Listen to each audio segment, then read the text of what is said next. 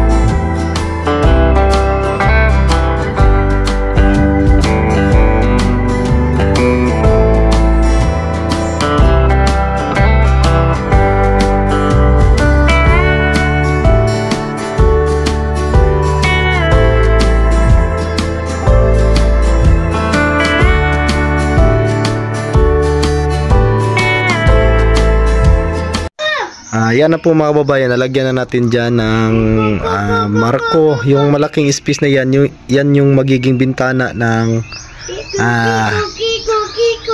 lababo. Yan, pero hindi pa yan tapos kasi napakalaki pa niyan. Lalagyan ko pa yan ng mga baral para makikita ninyo kung ano po yung forma ng magiging bintana ng ating kitchen. Ayan, at sa ano lang din, libilado din yan doon sa header ng ating jam. At saka dito dito na lang na side ang hindi natin nalagyan ng baral. Yan, at yung mga nakikita nyo dyan sa may itaas, lagyan pa natin yan ng tukod o yung breeze para kasi malayo yan, para magiging matibay yung ano natin sa itaas. Ayan, at dito nakapag flooring na din kami dito. Ayan na po, hindi pa natapos kasi abutan kami ng tanghali. Yan na lang po yung kulang kasi tinamper to kaninang umaga, binabasa at nilagyan ko ng buhangin at tinamper-tamper din para mag-freeze siya, para hindi naman ako komportable naman po ako mga babayan sa panambak natin kasi puro bato-bato, hindi lupa, kaya hindi na yan bababa kasi tinamper din. Yan ang basang-basa yung halublak natin kasi binasa ko yan ng tubig, pinabasa ko yan ng tubig kanina bago tampirin para malambot lang po siya. At pagkatapos pinalagyan ko ng buhangin sa itaas para hindi maging katulad doon na marami pang bato-bato na ano.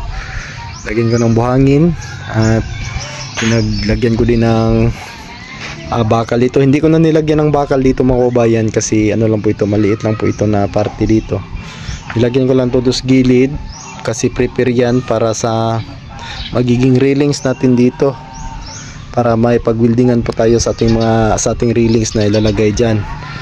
Ayan, yan na po siya mga kababayan. At tapos ko na itong narudila kasi tigas-tigas na nirudila ko mga kababayan para magiging patag po siya. Yan po yung purpose ng pagrudila at hindi mabitak yung ating flooring. Ayan, at yan na po, talagang kunting kimbot na lang po ito. At kung makapagdingding na tayo nito, kasi plano kong pang dingding dito mga kababayan is yung metal cladding sa labas, at yung design niya is yung wooden na light brown. May nakita kasi ako na ganun yung dingding at hahanap ako ng ganung design sa buhatan, sa paggawaan kasi napakaganda niya mga kababayan. Ano siya, anong tawag doon, sinaw, or niya mga kababayan, napakakinis at saka napakaganda na ang pagka-design ng wood niya, hindi common. Kasi yung plano ko sana dito gray, pero naisip ko para baka hindi siya babagay kasi gray dito dark gray dito sa baba, tapos gray din yung metal cladding, parang napaka-dark lang po ng ating bahay. Kaya ang bala ko lang, ang plano ko doon sa may itaas, yung nakita nyo dyan sa baba ng bubong, yan, hanggang sa may girt, ibang kulay po yan. Yung gray po ang ilalagay ko, yan yung dark gray. Tapos dyan sa may girt, pababa dito hanggang dito sa may concrete na seats B, sa seats B natin ay wood, yung wood design na metal cladding. Ayan, gusto ko sana white kasi yung white, tingnan nyo ng Kisisters mga kababayan, tignan yung bahay nila, napakalinis tignan sa labas kasi white at saka gray combination, napakaganda po ng kulay niya. Yan sana yung ikabit ko, kaso magka-same kami, same din kami ng kulay ng bubong. Yung bubong ko mga kababayan, same din doon sa Kisisters. Yun yung binili kong bubong kasi yun ang nagustuhan ko talagang kulay, yung red maroon. Maganda kasi yung red maroon mga kababayan. Dito mga kababayan, kahit pinipress ng ano doon, hindi pumuputok yung seats B natin kasi nga na tumigas na. Ayan walang bahid ng pumuputok siya. Kahit tinamper na ng tinamper doon, hindi siya bumibigay kahit napakalayo ng poste niya. Hanggang dito yung kasi mga kababayan, hanggang dito sa Ah, ayan, tatlong hollow blocks hanggang tatlong hollow blocks yung panambak nito. Yan, hindi siya pumuputok kahit tinamper siya. Ayan, oh, kita yung bakas ng tubig. Ayan, kasi pinabasa ko yan araw-araw ng tubig para mas bumaba yung lupa, para sureball tayo na hindi masisira yung magiging flooring natin. Ayan po mga kababayan, at okay na po ako at happy na po ako dito sa nakikita ko. Alam kong malaki pa po ang gagastusin ng bahay na ito mga kababayan, kasi yung pagpipinis malaking halaga talaga yung kailangan, dubululing at saka pintura pa. Wala po, may kisami pa. Malaki-laki pa yung kakailanganin ko dito. Pero maraming salamat din kay Ma'am Redemption na handa po siyang tumulong sa mga kailangan ko dito. Talagang napaka mabuti po. At dito ko na lalagay yung magiging septic tank dito sa bandang likuran. Malaki pang space dito. Dito ko na ilalagay kasi sayang naman itong space na ito. Lagyan ko sana to ng dirty kitchen dyan sa susunod na pag may ipon na po tayo. Ayan, at ito na po. At ang hindi natin na lagyan ng baral, ito na lang po mga kababayan, dito na side, dito sa exit door. Ayan, maliit lang po ang exit door ko mga kababayan, 70 cm by 210 yung height. At dito yung magiging lababo niya, dito hanggang dito. Tatlong tiles po kasi 180 po ito. 180 by 180 po dyan, 180 dito, 180 din dito. Ayan, yan po yung magiging lababo niya. At may dining po tayo dito. Ayan, hindi masyadong ano to mga kababayan, hindi masyadong kalakihan ng bahay na ito, pero okay na to. Okay na po ito mga kababayan. Yan, at yan na si John Red tulog.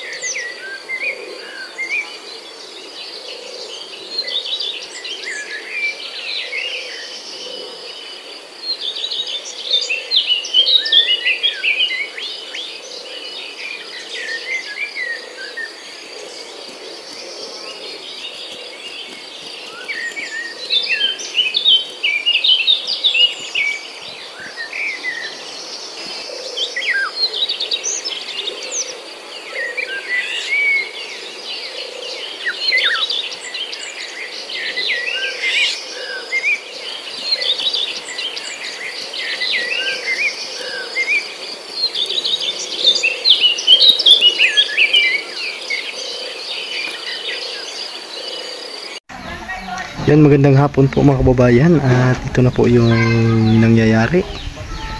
Ayan, tapos na natin doon, tsaka dyan.